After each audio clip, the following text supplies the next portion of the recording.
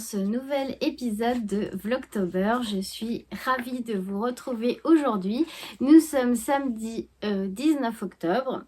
C'est ça, j'ai toujours un doute.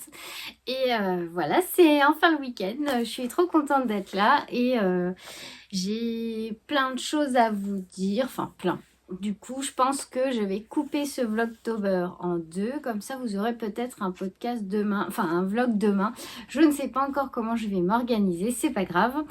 Je suis désolée si... je voulais vous dire, oui, je suis désolée parce que là, du coup, je n'arrive plus à poster mes vlogs à 18h parce qu'en fait le téléchargement est encore pire que d'habitude et en plus comme je filme le jour où je publie le vlog, en fait j'arrive pas à télécharger plus rapidement les vidéos.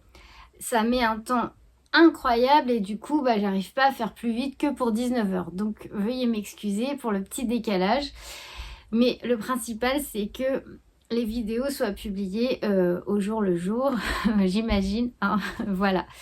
Donc voilà, la semaine est terminée, c'est trop bien, pouvoir se reposer un petit peu.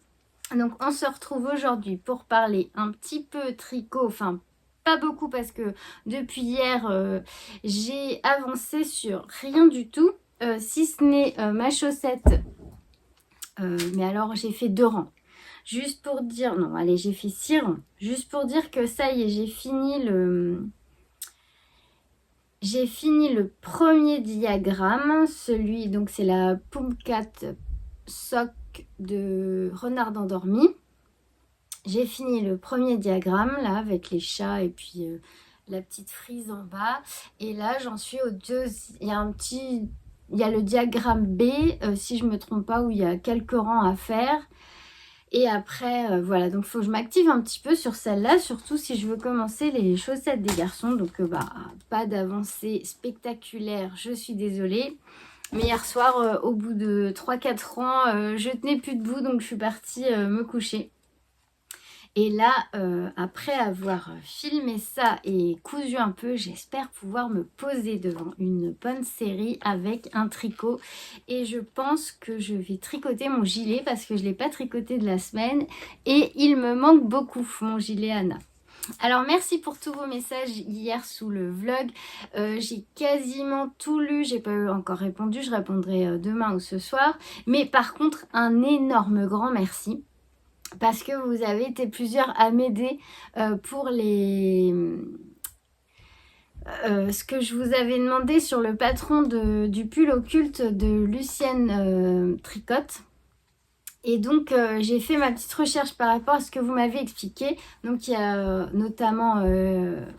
alors, je ne vais pas dire de noms parce que je vais oublier des noms et vous avez été nombreuses à m'aider et merci énormément pour ça parce que j'ai compris en fait, ça y est. Du coup, j'ai cherché par rapport à ce que vous m'avez expliqué et en fait, c'est bien ça, c'est bien ce que vous m'avez dit, ça serait un montage de mailles à l'anglaise. Et en fait, j'ai compris pourquoi elle parlait de tourner son tricot parce qu'on vient monter les mailles en fait en les tricotant. Donc, il faut les 2 aiguilles. Et c'est toute une technique, mais alors j'ai cherché, c'est la vidéo de Magdalena qui est hyper claire. C'est montage de mailles à l'anglaise. Sa vidéo est super, en 2 secondes j'avais compris. Mais c'est grâce à vous parce qu'en fait j'avais déjà essayé de chercher. Mais sans les bons termes, j'arrivais pas à trouver... de quoi voulait parler Lucienne Tricotte et maintenant j'ai compris, donc la prochaine fois je ferai comme ça parce que ça a l'air pas mal. Effectivement, les mailles ont l'air plus serrées et plus jolies que quand on les monte comme ça au pouce quoi, ou au doigt. Ouais, je suis contente d'avoir appris cette technique. Merci énormément à toutes celles qui m'ont répondu, c'est vraiment gentil. En plus, rapidité quoi, j'ai demandé le soir même, vous m'aviez répondu. Merci beaucoup, merci. Donc ça, c'est chouette. Donc j'ai appris quelque chose, c'est trop bien.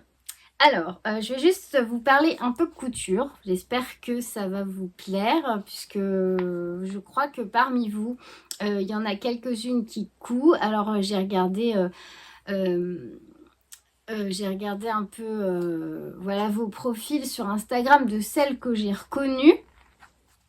par rapport aux pseudos aussi, et celles qui m'ont aussi du coup laissé des messages sur Instagram. J'ai pu faire, en fait, ce qui est cool, c'est que j'ai pu faire le rapprochement entre le pseudo, le profil Instagram, et du coup mettre un visage sur le pseudo, c'est super quoi, parce que là j'ai encore plus l'impression de connaître la personne.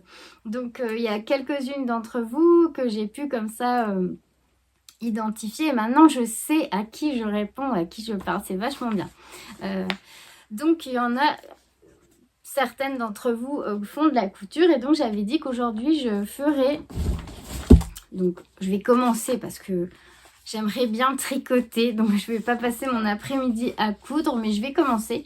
Comme ça, là je vous explique ici, et après je vais aller dans ma salle à manger parce qu'il faut de la place. C'est vrai que pour coudre, par contre, il faut de la place, et notamment pour découper le patron. Il faut une grande table.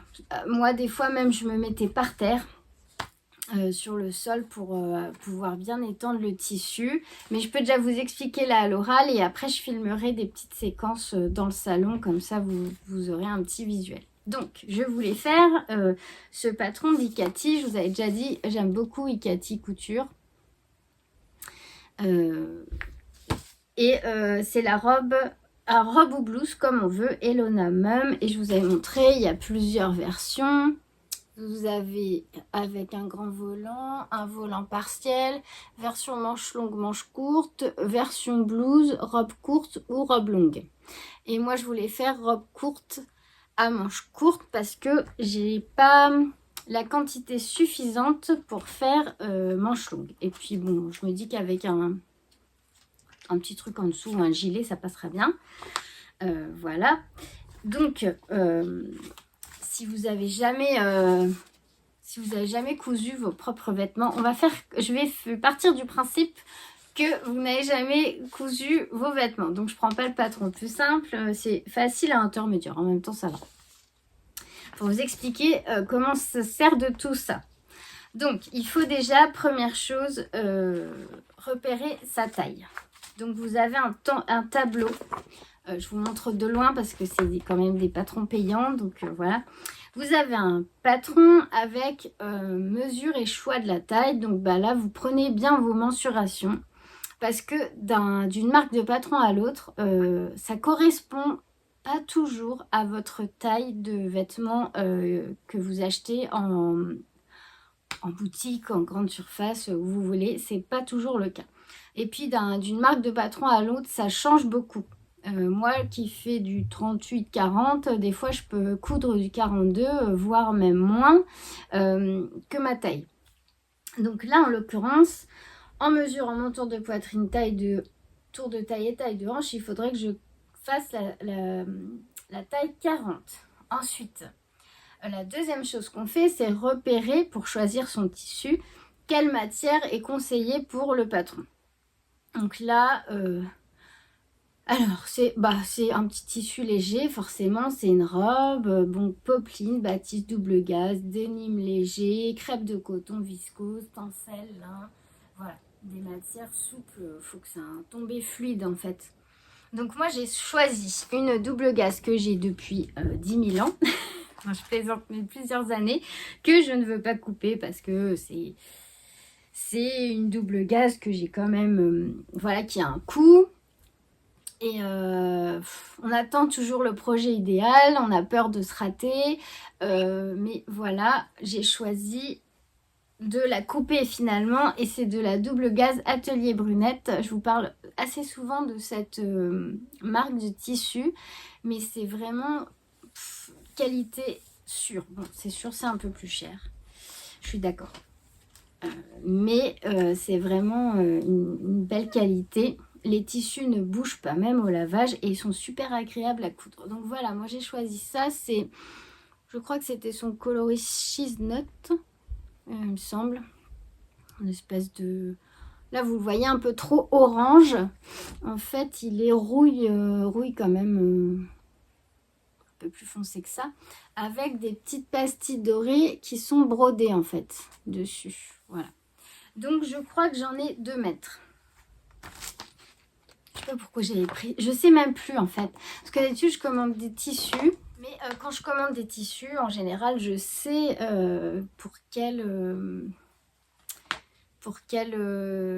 comment dire, projet il va être, à quel projet il va être destiné. Là, je sais plus pourquoi je l'avais commandé. Donc, moi, pour la taille 40, pour faire la robe courte sans manches, il me faut 2 mètres. Voilà, parce que sinon, en fait, robe courte, manche longue, il me fallait 2,65 m. Donc, ça passait pas. Et je n'ai pas d'autres tissus qui fassent 2,65 m. Donc, du coup, je vais faire la manche courte. C'est pas grave, il fait chaud ici, de toute façon. Vous voyez, je suis en t-shirt. Moi, je meurs de chaud depuis hier. Donc, la manche courte avec un gilet, ça sera très bien. Voilà. Donc, une fois qu'on a choisi son tissu, pris ses mensurations et tout, alors moi, j'entoure toujours sur le patron parce qu'après, je ne sais plus en fait quelle taille il me faut. Il faut impérativement, enfin, moi, je vous conseille, laver votre tissu, le faire sécher, le repasser parce qu'il y a quand même un risque de rétrécissement après alors c'est sûr, une fois que vous le recevez, il est tout bien repassé. C'est vrai que c'est plus agréable de coudre sur des tissus que vous venez de recevoir qu'une fois qu'il est lavé et tout. Mais prenez le temps de le faire et de le repasser parce que sinon, il y a des risques que ça rétrécisse un peu. Et que après le vêtement ne corresponde plus tout à fait à votre taille. Et des fois, il manque pas grand-chose. Donc ça prend un peu de temps mais c'est nécessaire. Donc moi il est lavé. Là j'ai remis un petit coup de fer dessus. Et puis il est prêt à être utilisé. Hop, voilà. Et voilà, préparation du tissu. Ils le disent dans le patron. Recommandé de laver pour assouplir le tissu et éviter tout rétrécissement après la coupe. Voilà, ensuite, repérer les autres fournitures. Alors, moi, il me faut de la toile fine thermocollante, j'en ai. Alors, les boutons, je ne les ai pas achetés encore, il faut que je réfléchisse. Il me faut 8 boutons. Passepoil ou ruban en option le long de l'ouverture. Du passepoil, j'en ai. Et ruban ou bande de tissu pour l'option bas volet des emmanchures. J'ai pas de manches, de toute façon. Voilà. Donc, ensuite... Vous allez prendre donc la planche de patron qui est fournie. Peut-être pas l'ouvrir comme ça, hein, ça prend de la place. Attendez, je vais vous la plier. Alors, la planche fournie avec le patron. C'est quelque chose qui ressemble à ça.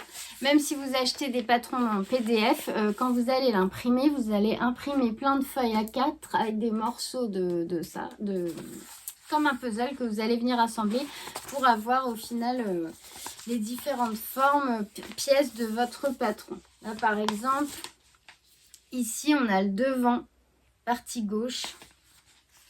Donc ce que je fais, moi, j'ai mis déjà en fluo, j'ai fluoté ma taille. Comme ça, quand vous allez venir poser votre papier de soie dessus, donc le papier de soie, moi je l'achète en rouleau. Désolée pour le bruit. C'est un papier qui est transparent que vous allez venir poser sur le patron. Et en fait, il faut le lester. Donc, voilà, je vous montre ça déjà comme ça. Vous voyez, on voit bien à travers. Donc, en fait, vous allez ouvrir votre planche de patron. Une fois que vous avez stabiloté votre taille partout, vous déroulez le papier de soie dessus. Et il faut le lester pour pas qu'il bouge. Et après, vous décalquez en fait les différentes pièces de votre patron et vous venez les découper. Pourquoi je coupe pas directement sur le patron? N'est-ce pas, Tata? Parce que on peut avoir besoin on ne peut avoir envie de le refaire. Moi, j'ai plein de patrons que j'ai fait plusieurs fois, comme par exemple le Sweet Jasmine Mum. Et en fonction des versions que vous faites, c'est pas tout à fait les mêmes pièces à décalquer. Et en plus, on peut aussi varier d'une taille en plus ou d'une taille en moins, ça arrive, voilà. Et puis, donc si on a besoin de le refaire et de changer de taille, après, c'est foutu, quoi. Et vous avez acheté le patron et vous ne pouvez pas le refaire. Donc moi, je préfère décalquer, utiliser le papier de soie. et puis décalquer mes pièces et après, voilà. Donc je pense que déjà, je vais aller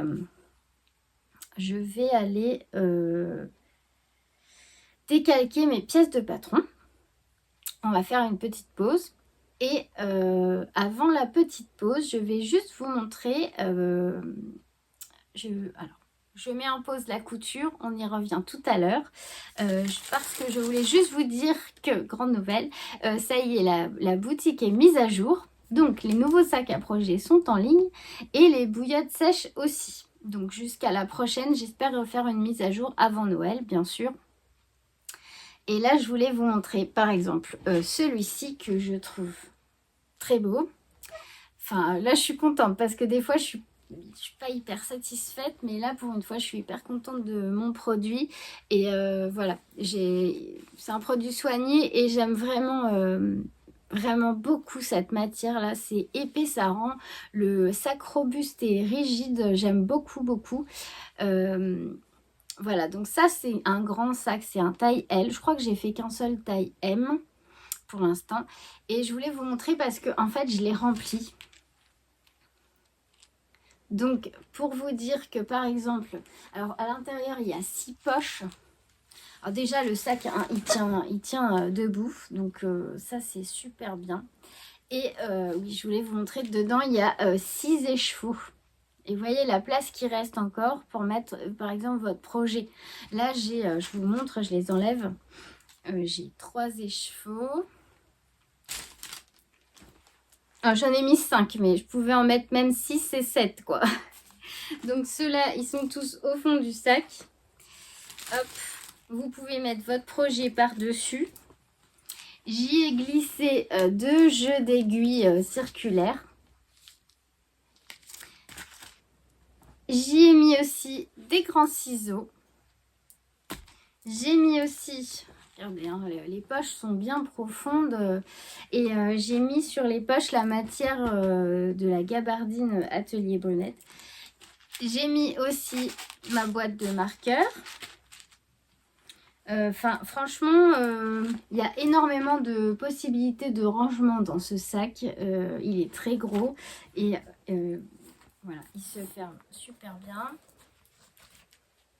Et vous pouvez emmener votre tricot partout. Et regardez-moi ce tissu. Franchement, ce tissu, c'est un de mes préférés. Et je trouve qu'il va trop bien avec le petit caramel là de la gabardine. Donc, j'ai fait celui-ci. Je crois que c'est ma collection préférée là. En général, si je mets mes sacs en vente, c'est quand même que je suis contente du résultat. Sinon, je ne les mets pas. Mais je les offre ou je les donne dans ma famille, voilà. Mais là, je suis hyper satisfaite. En plus, j'ai vraiment... j'ai soigné à fond les finitions. Je suis contente. J'espère qu'ils vont vous plaire. Je suis hyper stressée à l'idée d'avoir mis tous ces sacs en vente et à l'idée qu'ils ne vous plaisent pas. Donc j'ai fait celui-là. Enfin, vous verrez sur la boutique. Il y a celui-là aussi que j'aime beaucoup. J'ai mis, en fait, regardez ce motif-là. Ça fait automne, quoi. Ça fait vraiment très automne, hein. C'est beau, hein. Ah là, le tissu me plaît beaucoup. J'aime beaucoup le tissu avec le mélange de la gabardine et du lin, là, naturel. Je trouve que l'ensemble des trois, ça fait vraiment... nature, automne, enfin voilà, ça appelle la sérénité, à l'apaisement. Là c'est l'automne, on se relaxe, on se pose, on se prépare à entrer dans l'hiver en fait. Voilà ce que ça m'inspire. Ça m'inspire les châtaignes, le potimarron, les chocolats chauds, les feuilles qui tombent, les balades en forêt. Voilà ce que ça m'inspire en fait. C'est ce qui m'a inspiré tous ces sacs. Et puis il y a aussi mon côté où j'aime beaucoup Halloween. Je sais pas pourquoi en fait, parce qu'on n'a jamais trop fêté Halloween. Mais l'ambiance d'Halloween, déjà j'aime beaucoup, quand j'étais petite j'aimais beaucoup les films. Tout ce qui était Hocus Pocus, enfin tout cet univers-là j'adore. Tout ce qui est fantastique, déjà je suis fan de Harry Potter. Mais j'aime beaucoup la déco, l'ambiance d'Halloween. Donc voilà. Donc je me suis laissée inspirer de cette période que j'aime beaucoup pour créer ces sacs. Avec, là, je vous ai mis une petite citrouille en liège et le liège, il est pailleté doré en fait. Je sais pas si vous voyez. J'ai mis du doré un peu partout. Un peu partout. Là, il y a de la paillette, là, il y a du doré.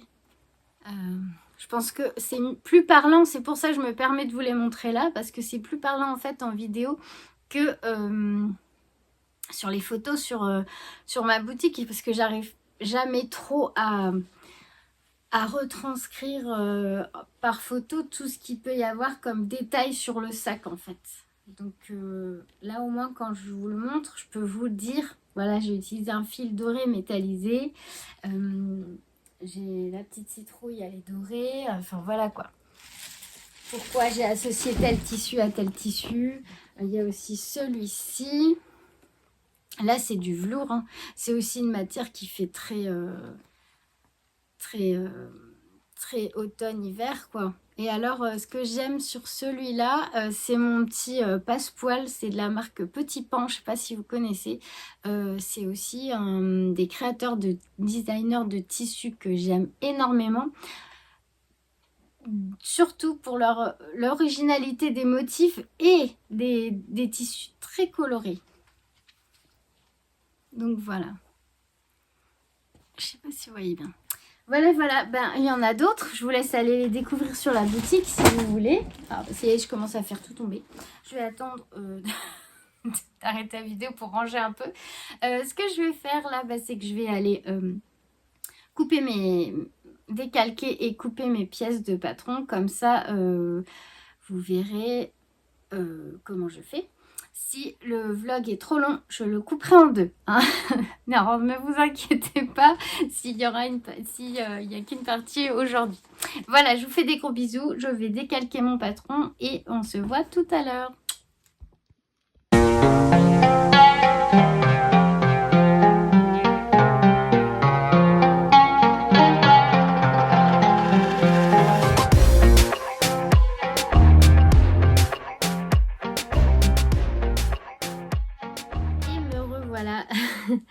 Donc j'ai succombé à ma couverture, ma memory blanket. En fait, j'ai pas du tout tricoté mon gilet Anna et l'après-midi est passé super vite. Donc là, raisonnablement, il faudrait que je pose tout et que j'aille étendre le linge, passer l'aspirateur et préparer le poulet pour ce soir. Ce que je vais faire, mais franchement, je serais bien restée avec cette petite couverture pendant encore 1 heure, tranquillement. Je suis en train de monter une partie du vlog. Bah, du coup, je pense qu'en fait, il sera pas trop long, donc je vais tout vous mettre ce soir. Puisque de toute façon, je vais pas pouvoir continuer à coudre. Là, il faut que je m'occupe un peu de ma maison. Vous savez certainement ce que c'est. Donc là, j'ai eu le temps, je vais vous montrer ce que j'ai fait. Je finis juste mon rang. J'ai eu le temps de décalquer. Je vous ai mis une petite vidéo accélérée parce que bon, je sais pas, j'allais pas me filmer en train de décalquer pendant... C'est assez long en fait. Hein. D'ailleurs, c'est une partie de la couture que j'aime pas trop. C'est la partie où on doit décalquer le patron. Je trouve ça un peu... Mais bon, voilà, on est obligé de passer par là pour avoir un beau vêtement après et avoir le plaisir de le coudre. Voilà, pardon. Voilà, alors... J'ai attaqué le 2e carré. Et celui-là, je le fais en... Je passe du coq à l'âne. C'est pas grave, je vais revenir sur ma couture juste après. Je voulais juste vous montrer. Donc avec ces 2 plots-là, c'est un espèce de saumon. Et du coup, oui, très clair. Et du coup, avec la kit silk, ça donne un rose comme ça. Donc ça, c'est l'endroit. Et puis là, à l'arrière, ça fait une petite ligne. Mais bon, on s'en fiche, c'est l'arrière. Ça fait une petite ligne qui n'est pas non plus trop moche. Et voilà. Et donc là, je suis en train de faire... attendez, si je le mets là, peut-être que vous allez voir. Voilà, ça va être comme ça. Je suis en train de faire la ligne de diminution là. Qui va donc être bien... bien parallèle à celle-là. Voilà. Et c'est vraiment très addictif de tricoter cette couverture. J'avais trop envie de la faire. J'ai hésité. En fait, j'étais partie sur le gilet Anna et puis j'ai hésité avec mon châle, un jardin de camélia, mais j'ai encore un peu mal à la tête. Donc, je me suis dit, si je me concentre pas assez, et que je me trompe, je sais que celui-là je peux pas le démonter, donc je me suis dit que bah voilà, j'ai pris la facilité, j'ai pris ma couverture. Voilà, ma couverture à poil. Et ouais, c'est très agréable à faire, ça me détend, voilà.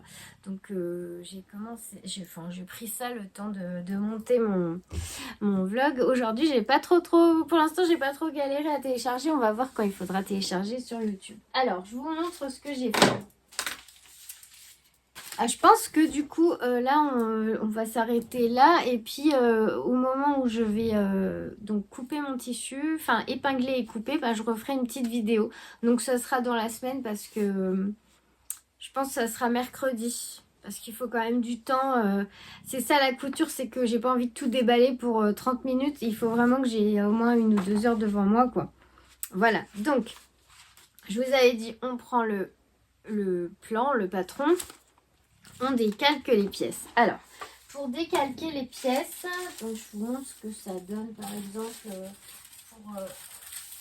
pardon, je tourne le dos.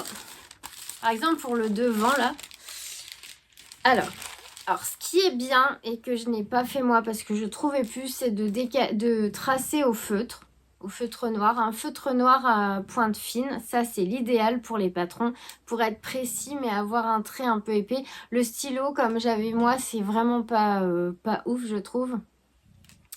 Et je vous conseille de vraiment tout reporter en fait sur les pièces. C'est-à-dire que moi, il y a le numéro de la pièce, donc c'est la 1A.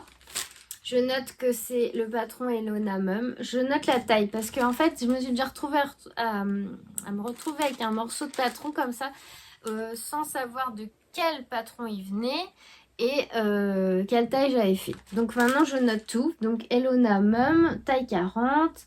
Et là, donc c'est la pièce, surtout indiquer quelle pièce c'est. Donc la 1A et c'est le devant doublure.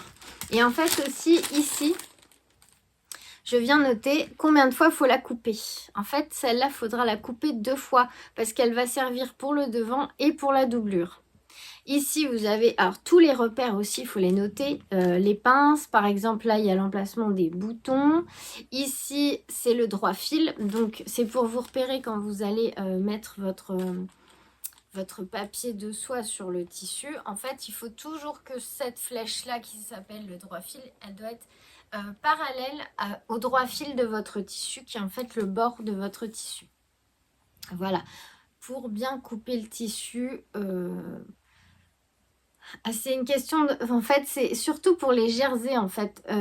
C'est pour l'élasticité du tissu. Parce que je ne sais pas si vous avez déjà remarqué les tissus en jersey, par exemple. Bon, ça, c'est pas du jersey. Mais si vous tirez dessus comme ça, il va pas être aussi élastique dans un sens que l'autre. Voilà. Je sais pas si vous comprenez. Et du coup, le droit fil, c'est le sens de l'élasticité du tissu. Si vous coupez pas dans le bon sens, ça va pas... Voilà. Je sais pas, enfin, je sais ce que ça veut dire, mais je sais pas si je me suis bien expliquée. Bref. Donc, je vous conseille de tout reporter. Le numéro de pièce, le nom du patron, la taille, combien de fois il faut le couper. Le droit fil et tous les petits repères qu'il peut y avoir. Par exemple, qu'est-ce que j'ai d'autre? Celui-ci, là vous avez une flèche. Alors les flèches comme ça, là, c'est pour dire qu'en fait, ça va être coupé au pli. C'est-à-dire que votre tissu va être plié en deux. Et que cette feuille-là, elle va venir à ras, la flèche là que vous avez vue, elle va venir à ras du pli du tissu.